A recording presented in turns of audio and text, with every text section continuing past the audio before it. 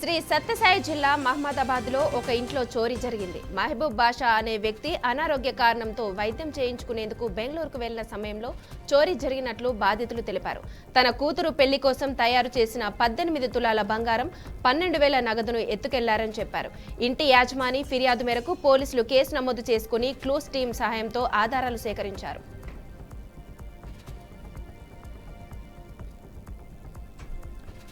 సంగారెడ్డి జిల్లా జహీరాబాద్లో Pushkal pesticides fertiliser outlet సేవా కేంద్రం ప్రారంభమైంది.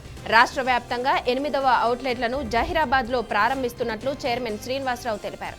రైతులకు సాగు విధానాలు, చీడపీడల నివారణ చర్యలపై అవగాహన కల్పించారు. రైతులకు నాణ్యమైన ఎరువులు, పురుగు మందులు అందించడమే లక్ష్యంగా పుష్కల్ కంపెనీ పనిచేస్తుందని చైర్మన్ అన్నారు. ఫర్టిలైజర్ కేంద్రం ప్రారంభం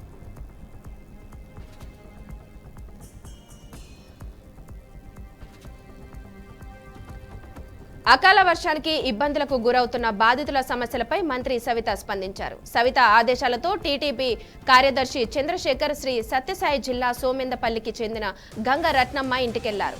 శిథిలావ్యవస్థలో ఉన్న ఇంటిలో ఉండొద్దని వారికి జాగ్రత్తలు చెప్పారు. మంత్రి సవితమ్మ ఆదేశాలతో త్వరలో వారికి ఇల్లు మంజూరు చేయిస్తామని, స్థానిక నాయకులు తోడుంటారని భరోసా ఇచ్చారు. 5,000 రూపాయలు ఆర్థిక సహాయం చేసి నెల రోజులకు సరిపడా నిత్యావసరాల సరుకులను అందించారు.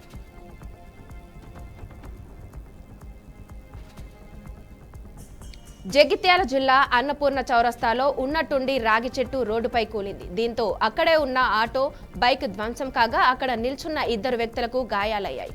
అనంతరం క్షతగాత్రులను జగిత్యాల ప్రభుత్వ ఆసుపత్రికి తరలించారు. చెట్టు కూలడంతో రోడ్డుపై ట్రాఫిక్ జామ్ కాగా పోలీసులు ట్రాఫిక్ క్లియర్ చేశారు.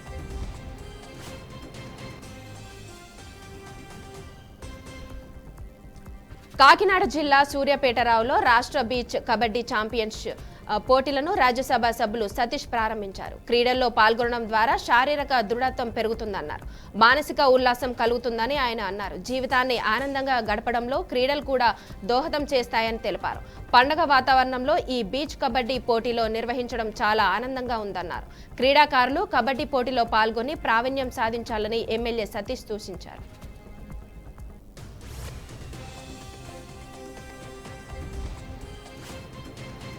వనపర్తి జిల్లా కొత్తకోటలోని ఊకచెట్టు వాగుపై నిర్మించిన నూతన బ్రిడ్జిని ఎమ్మెల్యే మధుసూదన్ రెడ్డి ప్రారంభించారు.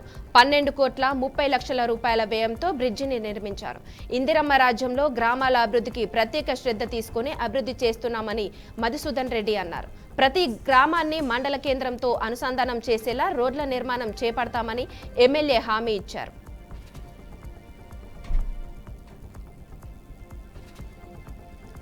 ప్రకాశం జిల్లా గిద్దలూరులోని కూరగాయల మార్కెట్ వద్ద మానవతా స్వచ్ఛంద సేవా సంస్థ ఆధ్వర్యంలో ఉచితంగా వస్త్ర సంచులు పంపిణీ చేశారు. ప్రతి ఒక్కరూ ప్లాస్టిక్ కవర్లను నిషేధించి వస్త్ర సంచులను మాత్రమే వాడాలని వినియోగదారులకు వస్త్ర సంచులు అందించారు.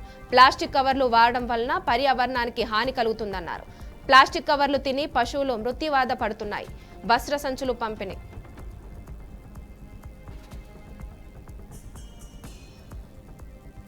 శ్రీ సత్యసాయి జిల్లా పుట్టపర్తిలో కమ్యూనిటీ హెల్త్ ఆఫీసర్స్ వినూత్న రీతిలో నిరసన చేపట్టారు. ఆరోగ్య శాఖ మంత్రి Satyakumar Yadav, CM, deputy CM చిత్రపటాలను చేతపట్టుకుని స్పందించండి మహాప్రభో అంటూ నినాదాలు చేశారు. తాము కూడా ఓట్లు వేశామని గుర్తించాలని, తమ సమస్యలను తీర్చాలని నిరసన తెలిపారు. 6 రోజుల నుండి నిరవధిక సమ్మె చేపడుతున్న ఏ ఒక్క అధికారి, నాయకుడు స్పందించకపోవడం దారుణమని ఆవేదన వ్యక్తం చేశారు. ఇప్పటికైనా సీఎం, డిప్యూటీ సీఎం, హెల్త్ మినిస్టర్లు స్పందించి న్యాయం చేయాలని కోరారు.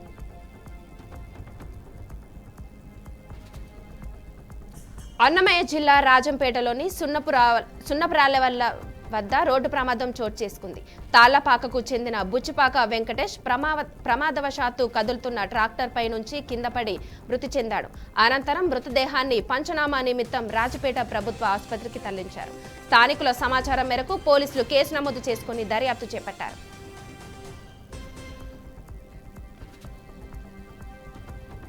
కాకినాడ జిల్లా వ్యాప్తంగా ఉదయం నుంచి భారీ వర్షం పడుతుంది. జిల్లాలో 1,50,000 ఎకరాల్లో రబీ సాగు చేసిన రైతులు తీవ్ర ఇబ్బందులు పడుతున్నారు. పంట పొలాలు తడిసిపోతున్నాయని వాపోతున్నారు. అకాల వర్షాల కురవడంతో రహదారులన్నీ నీట మునిగాయి. దీంతో ప్రజలు పూర్తిగా ఇళ్లకే పరిమితమైపోయారు.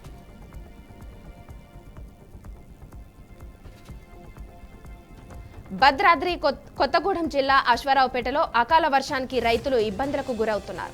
తెల్లవారుజాము నుండి వేగంగా గాలులు వీచడంతో కోత దశకు వచ్చిన మామిడికాయలు రాలిపోయాయి.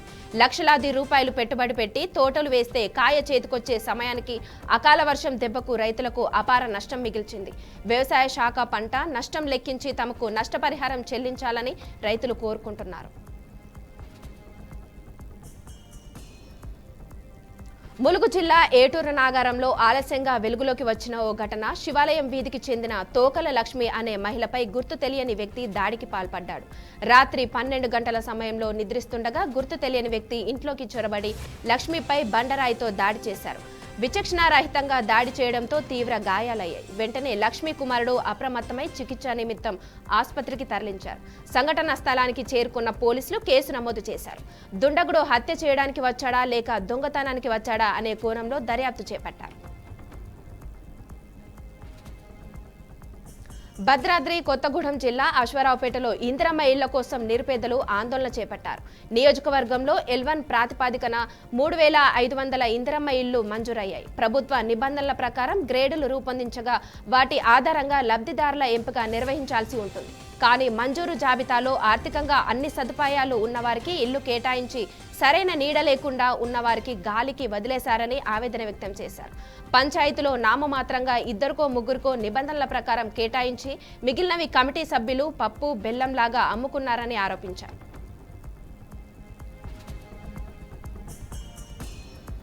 ప్రముఖ యోగా గురువు పద్మశ్రీ అవార్డు గ్రహీత స్వామి శివానంద కన్నుమూశారు.